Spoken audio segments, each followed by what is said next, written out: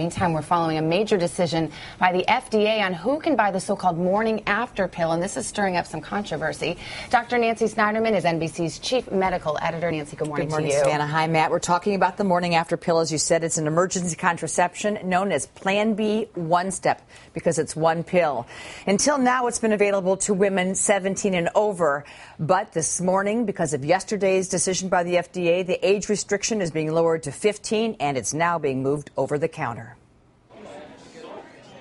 Starting this morning, the Plan B one-step pill will begin to appear at retail outlets with a new label that reads, "Not for sale for those under 15 years of age." The age restriction now 2 years younger than it had been. The pill's manufacturer, Teva Pharmaceuticals, welcomed the ruling, calling it a significant milestone for women. But lowering the age restriction is likely to dramatically raise the level of controversy, especially among parents and teens. I think the parents should know about, if they're going to take some kind of pill like that. I would want my child to speak with me, but not all families are the same. FDA Commissioner Dr. Margaret Hamburg said in a statement, the data reviewed by the agency demonstrated that women 15 years of age and older were able to understand how Plan B one-step works and how to use it properly. But groups opposed to lowering the age restriction were quick to fire back. What Tuesday's ruling did was it removed medical screening for young women who are sexually active. Most parents and most reasonable people will agree that that's not in the best interest of young women's public health. It's been a hotly contested issue.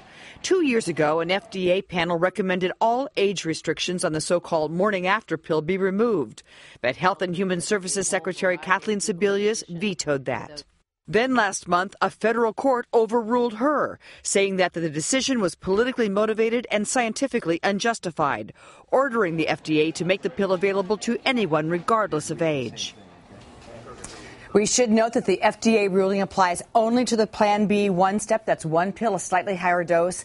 It does not affect the restrictions on the traditional Plan B, which requires 2 doses. Savannah? I guess the question, Nancy, is what are the implications of a 15-year-old taking this drug? Is it medically safe? But also the maturity issue. Is this something where you worry that teenagers will go out and use this as regular birth control? I think the first one is that this is the most studied group of medications on the market, contraception, and there's no evidence that this is biologically going to hurt you or cause problems down the line. Now, where parents get wiggy is to think, could my 15-year-old be having sex? And the answer is yes. 13, 14, and 15-year-olds are having intercourse. So we have to talk about, if we want to prevent abortions, should we have birth control, contraception that's safe, condoms, and put all of this stuff out there for active teenagers, still have the conversation about the difference between love and sex, and remind kids this may prevent pregnancy, but it doesn't do anything for STDs like HIV, chlamydia, herpes, gonorrhea, syphilis. So it's to prevent pregnancy, but is it safe? As a doctor, I have to tell you, yes, it is. All right, Nancy Snyderman, thank you so much.